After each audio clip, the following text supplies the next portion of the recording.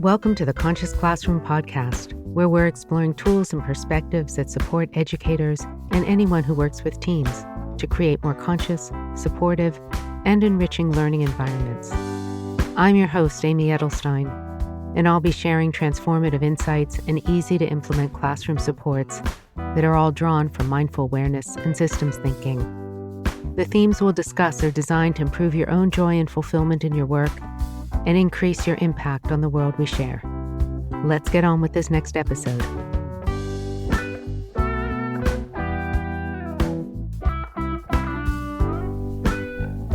Welcome to the Conscious Classroom. My name is Amy Edelstein. I'm your host and bringing you tools for the classroom to make it more conscious, more mindful, more loving, and a better place for you and for all your students to grow and become who you can be, to really realize your higher potentials. In this session today, the second of my series on back to school and processing the pandemic, we're going to speak about a couple of the issues that students may be facing. And particularly right now, we're going to speak about students with social anxiety. So students who are not looking forward to going back to school, who are feeling ill at ease, who are resisting the idea of being back with their peers, who are frightened of social criticism, who feel acutely that they don't fit in, or who have things that have happened over the last year that they've never told anyone about. Maybe their parent got ill with coronavirus and they never mentioned it. Maybe their mother is still struggling with side effects, with ongoing symptoms, and is fatigued and unable to care for her child. And that student may never have told anyone and is carrying that burden and doesn't want to be found out, doesn't want the support, or thinks that they don't. What are we going to do for the students like that? How do we prepare the classroom to welcome them back? And how do we help them come out of themselves in order to be part of the classroom community? We all know that when we're teaching in a classroom and we have those pockets of students who don't participate, who are checked out, who are lost in their own world, who are struggling with something on their own, we feel that blank hole, and everyone in the class feels that blank hole. And when we have a class where everyone is engaged, working together, able to work with each other, we feel that the whole class hums. It supports everyone. So those students who are resistant to coming back, who are hiding issues that have happened, that they've experienced over this last year that they've never told anyone about, and that's causing them to withdraw or be fearful, needs a certain kind of support. They need an on-ramp. They need an invitation to come back in. So let's think about this. And let's also acknowledge that maybe your district or your principal is providing additional mental and emotional supports for teachers and for students. In my experience working with hundreds of thousands of teachers, more and more, the bulk of what I'm seeing is that there is not enough discussion around what the fall is going to look like. Teachers are not being given the opportunity to prepare. The first way to prepare for this is if you have a small circle of colleagues from your school or a peer group of teachers or counselors, set up some times to discuss together.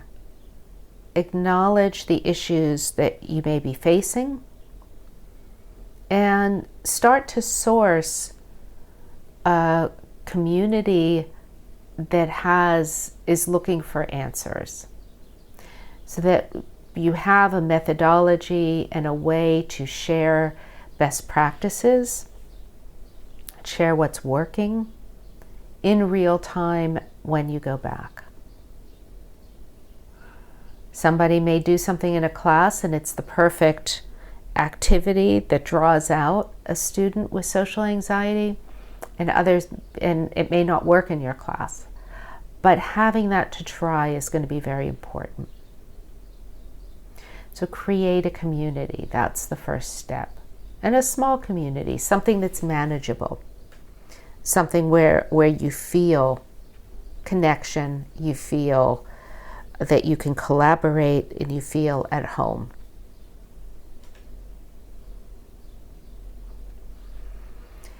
Then let's think about what might be contributing to students' social anxiety.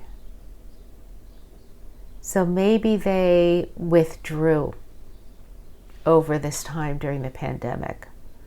Maybe they weren't visible. They didn't participate in chat. They didn't turn their computer cameras on when they were in class. Maybe they let themselves slip and didn't achieve what they usually do, and they feel embarrassed. And we'll talk about the academic side of it as well.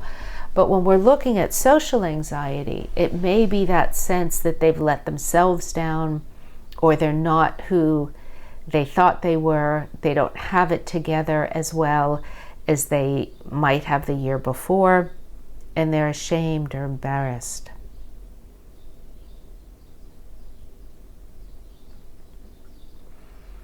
I have seen students who were really excellent, leaders in their class disappear, all but disappear over this past year. So imagine the concern, the tension, the self-consciousness that they may be experiencing with the idea of reconnecting and needing to be what they were. There are students who simply feel so painfully self-conscious about the way they look, about where they live, about any details about their lives, that the idea of coming back to school and needing to be in relationship fills them with a sense of anxiety or dread. Of course, human beings are social creatures, and adolescents are social creatures. And it's important to be in relationship. It's fulfilling to be in relationship. These students are identified with being out of relationship, although finding positive on-ramps to community will nourish them and dispel a lot of tension and worry that they carry. So let's think about some of the habits that we can add to the classroom. So first off, as you come back to school, these are very simple tools, and they may seem to high schoolers maybe somewhat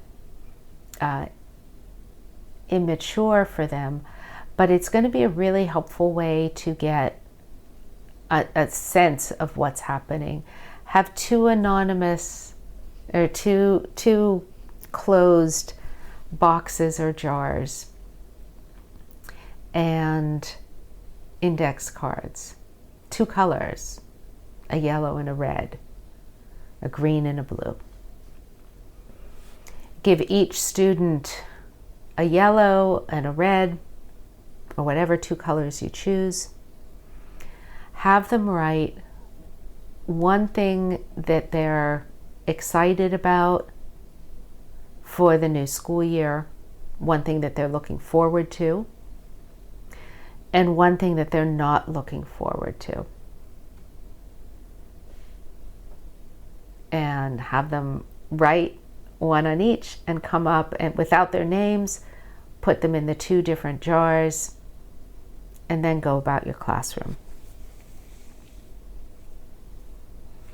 And the next day, having read what's there, you have a better sense of what you're dealing with.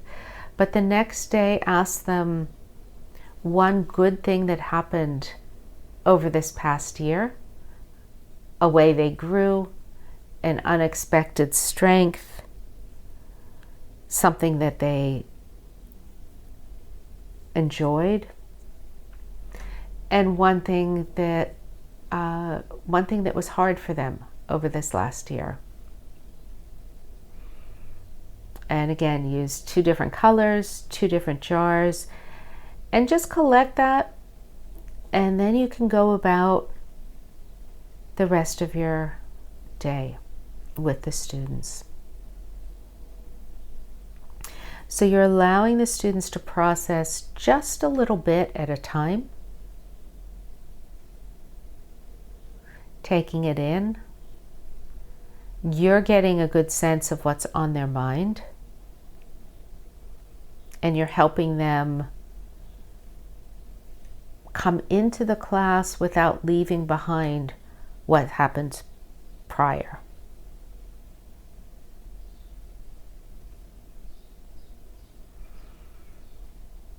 Establish for the students a specific space or protocol when they need to take a little bit of time.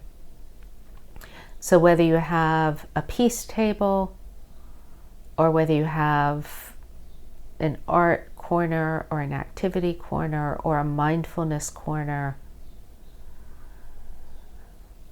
establish some space so that if waves of strong emotion take hold, they don't have to hide. They can come up to you and they can say, I need to use the decompress corner.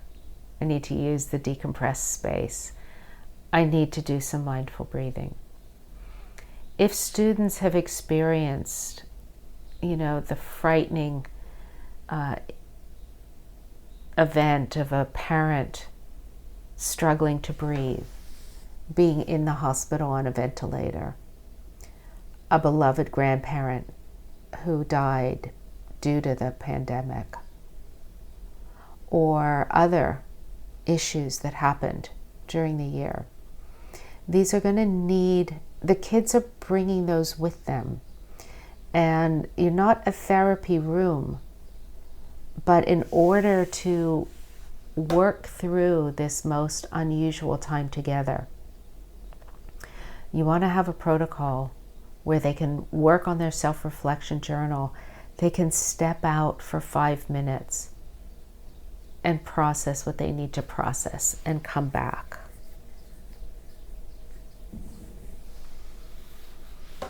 If you do shared agreements every year, in the shared agreement, and if you don't, I recommend that you, in your first week back to school, you create some classroom shared agreements. Sit in a circle, move the desks. What are the qualities that everyone wants in their classroom? What are the guidelines? So obviously respect, listening,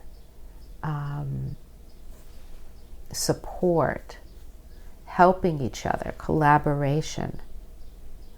And bring up the need, healing as a priority, growth as a priority, working together to emerge from our disrupted lives in the pandemic to this new life.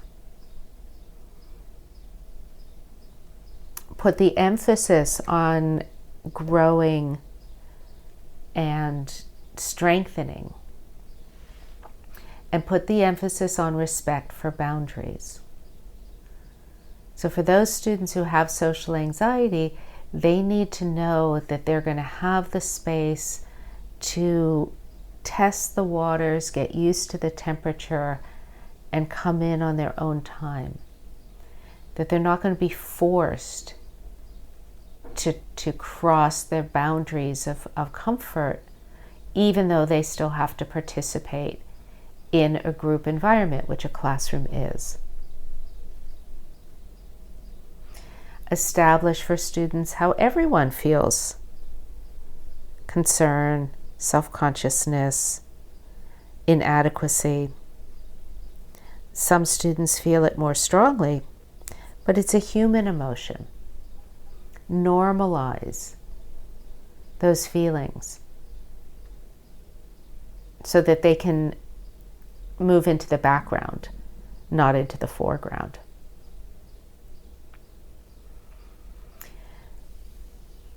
Creating some markers in your room that are restorative for students also can help with this process. Pictures of a beautiful scene in nature, animals, having a living plant, playing transition music when they're coming in or during advisory, if your school allows that. That can really help, allowing them to pick the transition music, creating guidelines for that, creating your own playlist,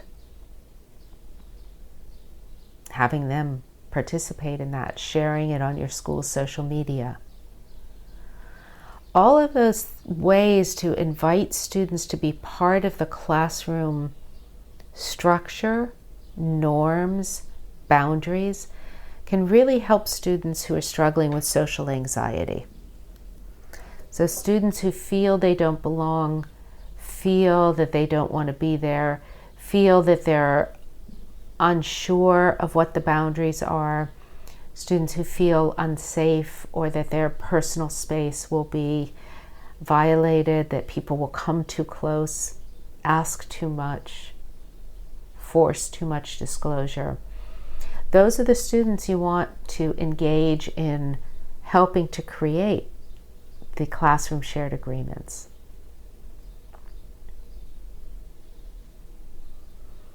Helping students heal from trauma means recognizing that they will blossom in their own time. Now, it doesn't mean allowing students to wallow or indulge in antisocial behavior. But it does mean that inviting them to test their boundaries each day, reach towards another student, participate in a way, in a group activity, and constantly helping them see that every little bit of progress is bigger than the thing itself, that it really is an indication that they're not just in a static state, but as human beings, we're constantly in a state of energy and flow and movement. And even if they feel stuck, actually things are always moving. And if things are always moving, then they have the opportunity to make a connection where they didn't feel comfortable before. Using some somatic practices also will help students process their worry and anxiety. So if students have strong anxiety, a very focused body scan might increase that sense of flutteriness. But doing some mindful movement twists in the chair, raising the arms overhead and stretching from side to side, doing some cross-body exercises and activities, which are on the Inner Strength app, or they're on the Inner Strength resources for teens. So doing some mindful movement that helps stretch out the body, helps shake out the tension, can help students with a lot of anxiety release and relieve that and feel grounded. Very focused body scan, going through the sensations from head to toe, may end up triggering a student or amplifying their feeling of anxiety. So see how you can weave in the movement, the sense of grounding, the feeling present, the stretching out, reaching towards. A nice activity that can help students with social anxiety feel a sense of connection is to play imaginary catch. So have an imaginary ball and have them toss the imaginary ball. They call out the name of who they're tossing it to, and you always have to choose somebody who hasn't had the ball before, and play catch around the room. Or you can all be in your desk and have a structured order to it. But having that sense of catch and from somebody else to somebody else helps them feel that sense of connection, helps them break out of that social isolation without forcing any kind of disclosure or discussion, but that sense of catching and releasing, of being in relationship with another.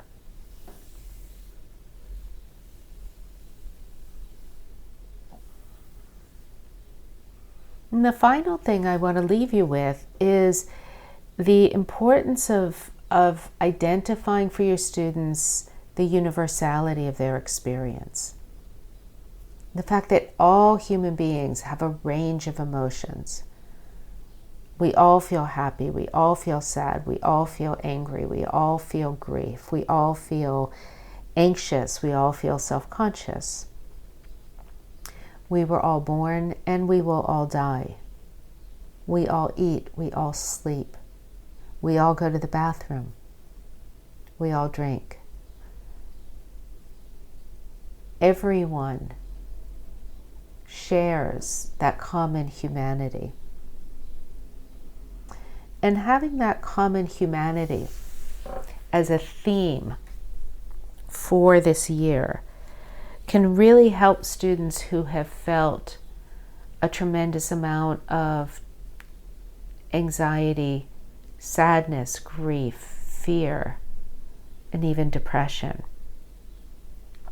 Can help them find that window of tolerance where they feel okay because they trust that everyone around them has had similar feelings, maybe not as intense, maybe more intense, but similar.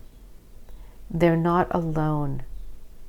They're not like a creature from Mars.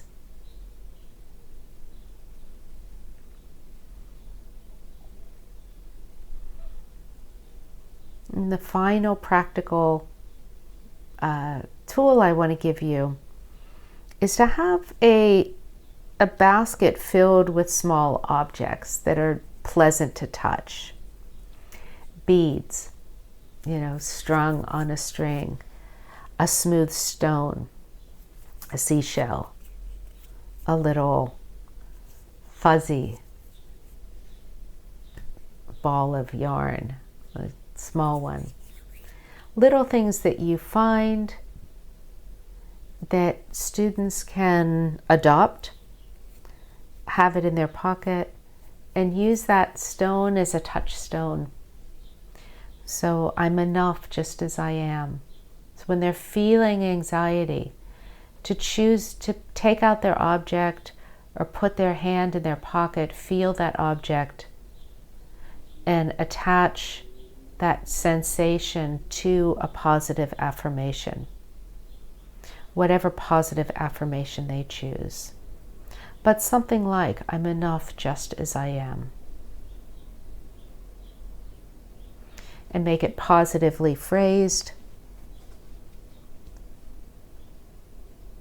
and make it inclusive.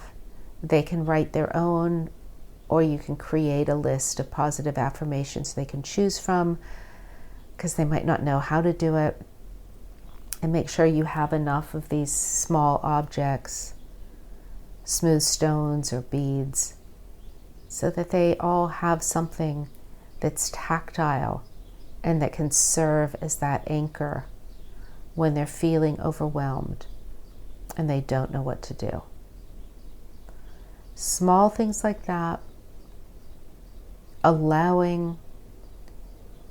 recognizing that this year is going to be exciting, there's going to be a lot of growth, there's going to be a lot of discovery, and it's going to be a challenging one. So I hope this helps. I want you to feel a sense of real practical tools.